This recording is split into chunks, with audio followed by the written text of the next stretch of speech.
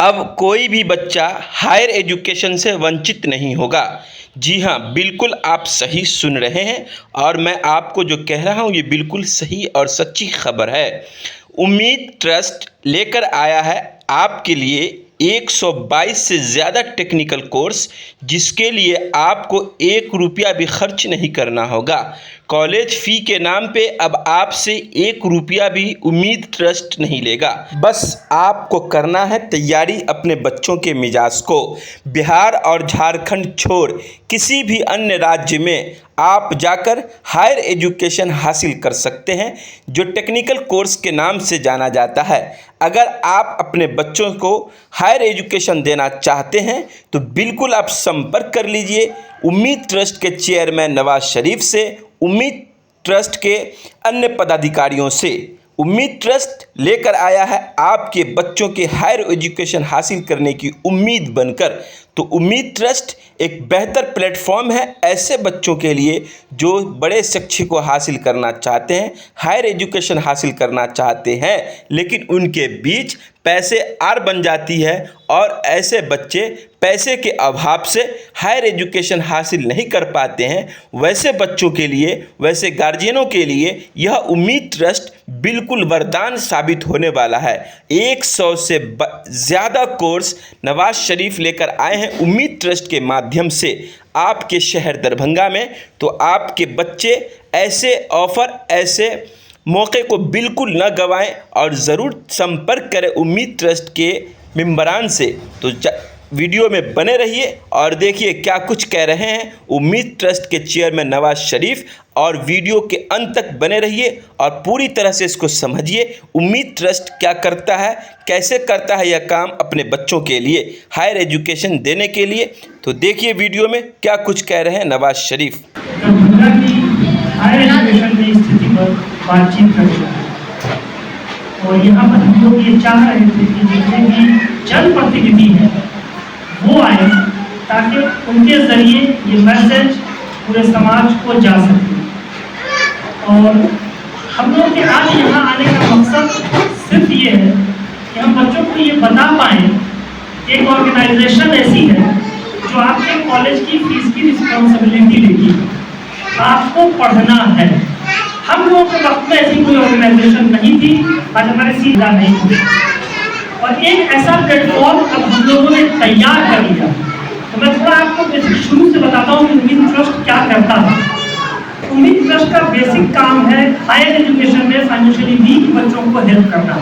जैसे आपके इलाके का कोई बच्चा जो 12th पास कर गया है और कोई कोर्स करना चाहता है, आजकल टेक्निकल कोर्स में बच्चे इंजीनियरिंग, पैरामेडिकल के कई कोर्स हैं, B pharma, BSc nursing, GNM, ANM, radiology, इस तरह के कई कोर्स में बच्चे इन्वॉल्व हो गए।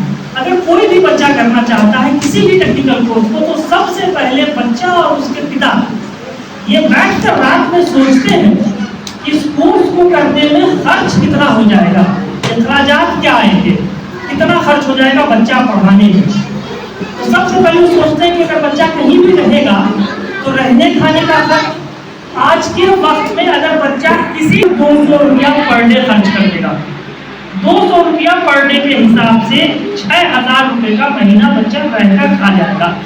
तो साल का कितना हो गया, 12 छके 72,000 रुपया बच्चा रहकर खा जाएगा। दूसरा जो खर्च होगा वो होगा एग्जामिनेशन फीस। बच्चा चाहे इन्वॉल्व होगा वहाँ परीक्षा भी देगा। तो आजकल सेमेस्टर 1 सेमेस्टर 2 है, तो इस हिसाब से अगर हम लोग माने तो साल का 10-12 हज़ार रुपया एग्जामिनेशन एंड मिसलेनियस में खर्चा होगा। तो 12 और 74 ये टोटल 84,000 रुपया बच्चा अभी खर्चा कर चुका है, और उसने अभी किसी को कोई पैसा पे नहीं किया है। सारा पैसा उसने स्वयं पर, खुद पर खर्च किया है। अभी उसने किसी को कोई पे नहीं किया, तो 44,000 बच्चा खर्च कर चुका है। तीसरी जो सबसे मोटी फीस है वो है कॉलेज की फीस। कोई भी बच्चा किसी भी कॉलेज में पढ़ता है तो कॉलेज उससे ट्यूशन फीस के नाम पर जो भी रकम वसूल करता है, सही है, वो fees on average minimum lakh रुपए की होगी पर ईयर। तो अब एक साल का खर्च कितना आ गया, अखराजात क्या हो गए, 1,84,000। मतलब कम से कम 2.25 लाख रुपया एक बच्चे की पढ़ाई पर खर्च है। और हम लोग जिस समाज में हैं उस समाज का एवरेज इनकम ही 25,000 महीना है। 25,000 रुपया महीना कमाने वाला परिवार साल में 3 लाख रुपया कमाता है। 3 लाख रुपया कमाने वाला परिवार अपने एक बच्चे के एजुकेशन पर 1.25 लाख रुपया खर्च नहीं कर सकता है। तब वो रात में बच्चे को बिठाकर उसका माइंड वॉश करना शुरू करता है कि बेटा एक काम करो, बीए कर लो, बीकॉम कर लो, बीएससी कर लो, 10-12 हजार रुपए में दरभंगा सही हो जाएगा। विद्या यूनिवर्सिटी से बच्चा कर लेगा, 10-12-15 हजार में पास हो जाएगा। लेकिन बहुत ईमानदारी से अपने दिल पर हाथ रख के सोचिए और मुझे बताइए कि बीए करने के बाद बच्चे को कोई जॉब मिलेगी क्या? मैं आपसे पूछना चाहता हूँ, कोई जॉब मिलेगी क्या? नहीं मिलेगी। तो इसका मतलब कि पढ़ाने के नाम पर बच्चे का 3 से 4 साल हम लोगों ने बर्बाद कर। अगर उस बच्चे के पास पैसा होता तो वो बीए नहीं करता, बीकॉम नहीं करता, बीएससी नहीं करता, वो किसी टेक्निकल कोर्स में इनरोल होता, इंजीनियरिंग करता, बी फार्मा करता, बीएससी नर्सिंग करता, जीएनएम करता, ऐसे कोर्स को करता जिसको पढ़ने के बाद अपने पैर पर खड़ा हो जाए। हम लोग ऐसे ही परिवार के लिए काम करते हैं। हम लोग ऐसे सारे परिवार को कहते हैं कि आप कुछ मत कीजिए, हमारा एक फॉर्म है, ये फॉर्म भर दीजिए। इस फॉर्म को भरते ही हम उसके सारे खर्च को 2 पार्ट में डिवाइड कर देते हैं। बच्चे के कॉलेज फीस की पूरी रिस्पॉन्सिबिलिटी उम्मीद ट्रस्ट की होती है। उम्मीद ट्रस्ट जो भी कॉलेज फीस पे करता है, ये कोई लोन नहीं है, उधार नहीं है, कभी वापस नहीं करना है, ये बच्चे का हक है, इसको कभी भी वापस नहीं करना। तो अब अगर कॉलेज फीस के पार्ट को उम्मीद ट्रस्ट ने कवर कर दिया तो बच्चे को कितना पे करना है? रहना, खाना, एग्जामिनेशन फीस 84,000 पर ये।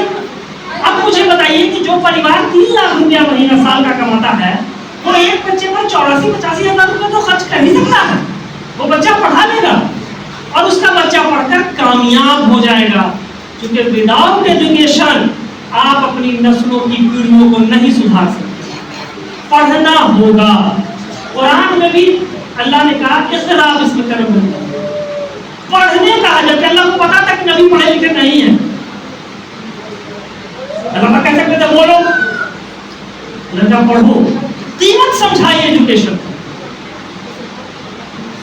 कि एजुकेशन कितना इंपॉर्टेंट है आपकी। हम लोग एक प्लेटफॉर्म को तैयार किया। अच्छा एक बात बताइए, बहुत लोग बात कहते हैं कि एक अलग इंस्टीट्यूशन होना चाहिए माइनॉरिटीज में, एक अलग कॉलेज होना चाहिए, एक अलग स्कूल होना चाहिए। भाई न राधा को नौमन होगा, न राधा नाचेगी। हमारी हालत ये है कि हम अपने बगल की मस्जिद के इमाम को 8,000 से ज्यादा नहीं दे पा रहे हैं, इंस्टीट्यूशन कहां से चलेंगे? सवाल ये है मेरा। तो अब क्या दौर है, हम लोग क्या कर रहे हैं, अब कब्जे का दौर है। हम लोग ओला की तरह काम करते हैं। ओला के पास अपनी कोई टैक्सी नहीं है, लेकिन 2 करोड़ टैक्सी पर उसका कब्जा है। हमारे पास कोई कॉलेज नहीं है, लेकिन 200 से ज्यादा कॉलेज पर हमारा कब्जा है। वहां हमारे बच्चे बैठे हैं, उसकी फीस पेड है, बच्चे को सिर्फ जाकर पढ़ना है और अपने रहने खाने का खर्च देना है। इस प्लेटफॉर्म का भी फायदा अगर बच्चे नहीं ले पाए, अच्छा अब बहुत लोग सोचते हैं कि इतना अच्छा प्रोग्राम है, तब तो मार हो रहा होगा, लाइन लगी हुई होगी, भीड़ होगी। भाई मेरे, हम कोई कच्चा बादाम नहीं बेच रहे हैं कि वायरल हो जाए। हम कोई कच्चा बादाम नहीं बेच रहे हैं कि वायरल हो जाए। हम यो हनी सिंह नहीं है कि वायरल हो जाए। हम कंस्ट्रक्टिव लोग हैं। डिस्ट्रैक्शन वायरल हो जाता है, कंस्ट्रक्टिव चीजों को बताना पड़ता है। एक एक घर जाके ग्वाला दूध लेके घर घर जा रहा है और शराब के ठेके पर लाइन लगी हुई है। इस एग्जांपल से आप समझिए कि कितना मेहनत करने की जरूरत है। अच्छा, मीडिया का फोकस किधर है? या मीडिया के साथी भी बैठे हुए हैं। मीडिया का फोकस इधर है कि आजम खान की भैंस चोरी हो गई, पूरे देश को पता चल गया। क्या ये पूरे देश को बताने लायक खबर थी क्या कि आजम खान की भैंस चोरी हो गई? जो बताने लायक खबर थी उसको बता नहीं दे, जो बताने लायक नहीं थी, चूंकि उससे उनको पब्लिसिटी मिल रहा, उनकी टीआरपी हाई है। उम्मीद ट्रस्ट को कोई टीआरपी नहीं मिल रही है, तो उम्मीद ट्रस्ट की बात करेगा कौन? तो उम्मीद ट्रस्ट की बात आप जैसे लोग करेंगे। उम्मीद ट्रस्ट की बात आप जैसे शहर के जिम्मेदार लोगों के जिम्मे है कि आप इस मुहिम को आगे ले जाइए। ये एक अकेले मेरे से नहीं हो जाएगा, समर तनवीर से नहीं हो जाएगा, फजल इमरान से नहीं हो जाएगा, मुकेश से नहीं होगा, महेश से नहीं होगा, लेकिन हम सारे लोग जब एकजुट होकर एक प्लेटफॉर्म पर आ जाएंगे तो ये काम बोल पड़ेगा। और ये जिम्मेदारी हम सारे लोगों की है। आज इस सेमिनार को करने का मकसद सिर्फ यही था कि हम ज्यादा से ज्यादा लोगों से मिलकर उनको बताएं और उनके कंधे पर एक जिम्मेदारी दें। यहाँ डिप्टी मेयर बैठी है, दिन भर में कम से कम 10 प्रोग्राम में जाती होंगी, हर प्रोग्राम में सम्मान पाके रात को घर चली जाती है, आराम से सोती।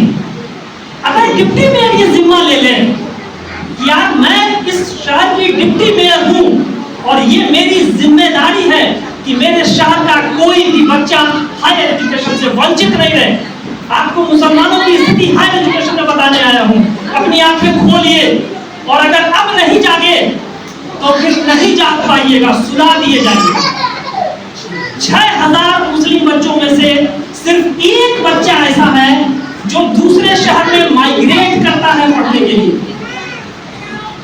जो 1000 बच्चे को अल्लाह ने इस सलाहियत दी है राज्य में जाकर पढ़ सकता है, वो बच्चा बाहर पढ़ने के नाम पर 6000 में से एक बच्चा जो घर से बाहर दूसरे राज्यों में पढ़ने जाता है, ये मुसलमानों की स्थिति है।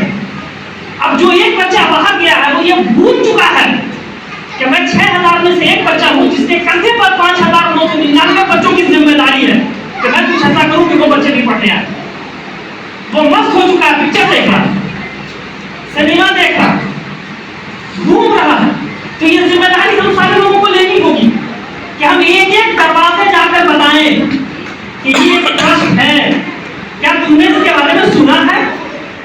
नहीं सर, हमने नहीं सुना।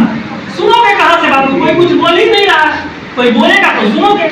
अच्छा, अखबार के भरोसे आप नहीं रह सकते हैं क्योंकि यूथ अखबार नहीं, यूथ को अखबार से कोई लेना देना नहीं। अच्छा, एक चीज मुझे बताइए, बिहार सरकार की एक योजना है स्टूडेंट क्रेडिट कार्ड, एक बच्चा उसके बारे में जानता है। कैसे जानता है उसके बारे में? अच्छा, वो कैसा, उसमें जो लोग काम कर रहे हैं एडमिशन में, वो क्या प्रचार कर रहे हैं? रहना फ्री, खाना फ्री, पढ़ना फ्री। बहुत ईमानदारी से बताइएगा डिप्टी मेयर मुझे, वो पैसा 4% लोन के साथ वापस करना है या फ्री? 4% पर बिजनेस करने के लिए तो वो लोन है, फ्री है। लेकिन एक भी कंसल्टेंसी ये बात नहीं कहती है कि रहना लोन, खाना लोन, पढ़ना लोन। क्यों? क्योंकि इससे उसकी दुकान बंद हो जाएगी, उसको अपनी दुकान चलानी है। अच्छा, स्टूडेंट क्रेडिट कार्ड से सबसे बड़ा नुकसान बच्चों का होगा। जिसके लिए योजना बनी थी वो नुकसान में है और कम आता है। हम बच्चों उसमें क्या होगा, मैंने प्रिंट में लिखा था, है क्या? आप अगर अखबार पढ़िएगा तो आप पाइएगा कि क्रेडिट कार्ड मुजफ्फरपुर में 300 बच्चों पर केस हो चुका है, भागलपुर में 700 बच्चों पर केस हो चुका है, पटना में 500 बच्चों पर केस हो चुका है। हर जिले की यही स्थिति है कि बच्चों पर केस हो रहा है। अच्छा, ये केस क्यों हो रहा है? क्योंकि बच्चे पैसा नहीं लौटा पा रहे। बच्चे पैसा क्यों नहीं वापस कर पाए? क्योंकि कंसल्टेंसी ने उसको उल्टा पुल्टा प्राइवेट ट्यूशन में एडमिशन करा दिया, जहां से पढ़ने के बाद उसको नौकरी नहीं मिली तो 20-25 हजार की मिली। 20-25 हजार में बच्चा फैमिली रन करेगा या पैसा लौटाएगा? अब वो बच्चा फैमिली रन कर रहा है, अब सरकार कहेगी तुमको पैसा लौटाना होगा। अच्छा, जिसने इनरोल कराया था वो कॉलेज से कमीशन खा चुका है, कॉलेज को पूरी फीस आ चुकी है, दोनों मस्त है बच्चा तरफ। हम छात्रों को ये कहना चाहते हैं, ये बताना चाहते हैं कि बेटा स्टूडेंट क्रेडिट कार्ड के जंजाल में मत फंसिए, आइए हम आपको पढ़ाएंगे। और यहाँ पर बैठे जिम्मेदार लोगों की ये जिम्मेदारी है, यहाँ पे बैठे आलिम इमाम लोगों की, हाफिज लोगों की ये जिम्मेदारी है कि वो एटलीस्ट मुस्लिम बच्चों को स्टूडेंट क्रेडिट कार्ड से रोकिए। क्योंकि स्टूडेंट क्रेडिट कार्ड में 7% सूद, 4% सूद फॉलोती है। और कुरान में अल्लाह कहता है सूरह बकरा में, सूरह नंबर 2 आयत नंबर 279 में, सूद में मुलविस होना अल्लाह और उसके रसूल को जंग के लिए पुकारना। हमारा ये हाल है कि तो कुरान में नहीं पढ़ते हैं तो माने के साथ नहीं पढ़ते हैं, और माने के साथ भी पढ़ते हैं तो कहानी की तरह पढ़ते हैं, गौर नहीं करते हैं। नौफिल्ला इसकी हैसियत है कि अल्लाह को जंग के लिए पुकारे। और मुलविस के मजीद माने कि आप 4 आदमी जुआ खेल रहे, मैं देख रहा हूँ तो पुलिस मुझे पकड़ेगी तो पुलिस लिखेगी कि जुआ में उम्मीद चेयरमैन नवाज शरीफ मुलविस थे। ये बच्चों को पता ही नहीं, लाइव ही हमारे बच्चे इस योजना का लाभ लेंगे। उनके लिए ये योजना है ही नहीं। अच्छा, मस्जिद के इमाम साहब बताने से डर रहे हैं कि 8,000 तो तनख्वाह मिल रहा है, सेक्रेटरी साहब नाराज हो गए तो ये भी इससे भी हाथ धोना पड़ेगा। तो हम जैसे गुनाहगारों को यह तलाक पढ़ के बतानी पड़ रही है कि भाई ये मना है, इसे रोकिए बच्चों को और उनको बताइए कि यार इसके पैरेलल ये एक योजना है जो कभी नहीं लौटाना। पढ़ो आराम से। अच्छा, स्टूडेंट का क्या करते हैं, प्राइवेट स्कूल में इनरोल करा देते हैं। हम लोग किसी प्राइवेट स्कूल में बच्चा इनरोल नहीं करते, हम उसका बड़ा हम बच्चों को स्टेट यूनिवर्सिटी से एफिलिएटेड कॉलेज अलॉट करते हैं। मतलब बच्चे को जो डिग्री मिलती है वो राज्य सरकार की डिग्री होती है जो पूरी दुनिया में वैलिड है। आज यहाँ पर हम लोग इस मकसद से आए थे कि एक ये किट है हमारे पास, ये किट तहसील साहब की जिम्मेदारी है कि सारे जनप्रतिनिधियों को दीजिए। ये एक मैं आपको अपनी तरफ से दे रहा हूँ, ड्यूटी में भाई ये आप पकड़िए। इस किट को जब आप पढ़ेंगे तो इसमें एक एप्लीकेशन है और 5 एप्लीकेशन इस किट में है और सारी जानकारी है ट्रस्ट की। अगर आपको लगता है कि आपके इलाके का कोई बच्चा है जो पढ़ सकता है, अपना रहना खाना उठा लेगा, 50% मार्क्स होना चाहिए केवल, बस, इससे ज्यादा की हमें जरूरत नहीं है। छक्का 72 मीटर नहीं जा रहा है, खिलाड़ी 166 मीटर मार रहा है, तो एडमिशन 50% कहीं नहीं जा रहा है, बच्चा 96 का ये पागल है। एडमिशन का मार्क्स 50% ही है, क्राइटेरिया उसका 50% ही। तो 50% मार्क्स अगर किसी बच्चे को है और आपको लगता है कि ये पढ़ना चाहता है तो आप उसके लिए अगर चिट्ठी लिख देगी और साइन कर देगी तो ट्रस्ट उस बच्चे की 100% कॉलेज फीस पे कर देगा और 1 टाइम पे कर देगा। बच्चे के मन में यह डर नहीं होगा कि पता नहीं पहले साल दिया है दूसरे साल देंगे कि नहीं देंगे, और बच्चे को एक एनओसी मिल जाएगी कॉलेज से कि आपके कॉलेज की सारी फीस ट्रस्ट से ले ली गई। बच्चा पूरी तरह सेफ जोन में आ जाएगा। तो हम सारे लोगों की ये जिम्मेदारी है कि हम लोग बच्चों को बताएं एक्चुअली होता क्या है, हमारी हालत क्या है। हमारी हालत वैसी कि समझिए एक चीज, शादी में आपसे किसी की मुलाकात हुई रिश्तेदार की और रिश्तेदार ने आपको कहा कि मेरी बच्ची के लिए कोई मुनासिब रिश्ता होगा तो जरूर बताइएगा, और इतने खुलूस से उसको हमने कहा इंशाअल्लाह आपकी बच्ची मेरी बच्ची है। जैसे ही कोई रिश्ता मिलता मैं आपको बता दूं, मैं 2-4 लोगों से बात करता हूँ। उसके बाद उस शादी से जब वो निकलते हैं तो अपने काम में मजबूर हो जाते हैं, बिजी हो जाते हैं। उसके बाद उनको होश भी नहीं रहता कि किसी की बच्ची का रिश्ते का वादा भी हम करके आए। तो ये तो हमारे हालात हैं। इस हालात में अगर मैं आपसे ये उम्मीद करूं कि आप यहाँ से उठने के बाद अपने मोहल्ले में बता लीजिए, खाली बस जिस मोहल्ले में आप रहते हैं, कि एक ट्रस्ट जो बच्चों को पढ़ाएगा, उसके कॉलेज की फीस पे करेगा, इतने में ही काम हो जाएगा। लेकिन हम लोग नहीं बता रहे हैं। हम मोहल्ले के चाय के होटल पर बैठकर एक कप चाय पीते हुए ऑस्ट्रेलिया में कितना यूरेनियम बचा है उस पर चर्चा कर रहे हैं कि पूरी दुनिया का 40% यूरेनियम खाली ऑस्ट्रेलिया में पाया जाता है, उससे बिजली बन रही है, दिक्कत हो जाएगा, यूरेनियम खत्म होने वाला है। इसका कोई मकसद नहीं है, इसका कोई लेना देना नहीं, इसका कोई आउटपुट नहीं है। लेकिन अगर वही आप हमारे ट्रस्ट के बारे में बच्चों को बताएंगे तो उस बच्चे को उससे फायदा पहुंच सकता है, बच्चा इन्वॉल्व होकर अपनी जिंदगी बदल सकता है। और ये जिम्मेदारी आप सबको आज उठानी होगी। तहसील साहब के पास ये किट मौजूद है, सारे जनप्रतिनिधि इस किट को ले जाएं, 2-2, 4-5 जो भी जितने भी लोग आपको बताना चाहते हैं बताएं, और एक लेटर लिख के दे दें। वो लेटर आप तहसील साहब का, उसमें एक विजिटिंग कार्ड भी है। आपको कोई इशू हो तो उस विजिटिंग कार्ड पर नंबर है समझ सरकार, आप उस नंबर पर कॉल करके भी सारी बात को समझ सकते हैं। तो आज आप सारे लोगों से गुजारिश है कि ये कोई महफिल खाने पीने की नहीं है, ये महफिल कभी सम्मेलन मुशायरे की नहीं है। आज हमारी स्थिति है कि हमारे पास पैसा आ जाता है तो हम इंटरटेन करने लगते हैं फॉर्म को मुशायरे के नाम पर। भाई फॉर्म को इंटरटेनमेंट की जरूरत नहीं है, उसको एजुकेशन की जरूरत, उसको एजुकेट करिए। इंटरटेनमेंट के 50 साधन उसके पास है, लेकिन हम क्या कर रहे हैं? अखिल भारतीय कवि सम्मेलन बड़े बड़े कवियों को बुलाकर बड़ा बड़ा अमाउंट पे कर रहे हैं। पैसा देखना हो हमारा तो हमारी शादियों में देखिए, और गरीबी देखनी हो हमारी तो हमारे मस्जिद के इमाम को देखिए। 10 रुपया मस्जिद में, 20 रुपया महीना देने में 50 बार सोचते हैं। शादी पे लाखों उड़ा है। थोड़ा सा शादी से बचाइए और एजुकेशन पर खर्च करिए। बच्चा एजुकेट हो जाएगा, आपका पढ़ लेगा, सारी समझ उसको आ जाएगी कि हमको जिंदगी कैसे गुजारनी है। और एक बात समझिए, अगर बच्चा नहीं पढ़ता है, आज हमारे मोहल्ले के हाल क्या है, मोहल्ले के हाल को देखिए, हर नुक्कड़ पर 4 लड़का खड़ा है, फेसबुक चला रहा है, स्क्रॉल कर रहा है। बहुत ईमानदारी से मुझे बताइए, स्क्रॉल का कोई अंत है? आपकी लाइफ खत्म हो जाएगी, स्क्रॉल में खत्म होगा। वेस्टेज ऑफ टाइमिंग के अलावा कुछ भी नहीं है सोशल मीडिया। हर सवाल आदमी सोशल मीडिया से दूर है, और हम इसलिए फेल है क्योंकि हमको रील भी बनाना है। तो प्लीज उससे बाहर आइए, और ये जिम्मेदारी लीजिए, इस हॉल में बैठे हुए सारे लोगों की ये जिम्मेदारी है, चाहे वो मर्द हो या औरत। हम लोग लड़कियों को पढ़ाने का भी काम कर रहे हैं, लड़कियों के लिए अलग गर्ल्स हॉस्टल होता है कॉलेज कैंपस के अंदर, पूरी सेफ्टी के साथ, हिजाब के साथ, पर्दे के साथ लड़कियों के भी पढ़ने का इंतजाम है। तो यहाँ जो पेरेंट्स बैठे हैं उनसे भी गुजारिश है कि लड़कियों को पढ़ाइए, बेटियों को पढ़ाइए, बेटों को पढ़ाइए, क्योंकि जब तक आप नहीं पढ़ाएंगे तब तक नस्लें नहीं बदलेंगी। अगर आप चाहते हैं कि आपकी जनरेशन में क्रांतिकारी बदलाव आए तो वो सिर्फ एजुकेशन से आ सकता है। और उम्मीद एजुकेशन एंड चैरिटेबल ट्रस्ट आपको इस फॉर्म के माध्यम से एक अपॉर्चुनिटी देने आया है कि अगर आप पढ़ना चाहते हैं, आपके अंदर पढ़ने का जज्बा है, तो उम्मीद ट्रस्ट आपके कॉलेज की पूरी फीस पे करने को रेडी है। 1 टाइम आइए और आके अपनी फीस ले जाइए, आइए आके अपने कॉलेज को अलाउ कराइए, काउंसलिंग की प्रक्रिया में आइए, आके देखिए, सारा सब कुछ समझिए कि हम लोग कैसे बच्चों को पढ़ा रहे हैं। अभी 2-3 महीने एडमिशन का दौर अभी चलेगा, अगस्त सितंबर तक जाएगा। कब तक जाने वाला है? सितंबर 30 तक एडमिशन का दौर जाने वाला है।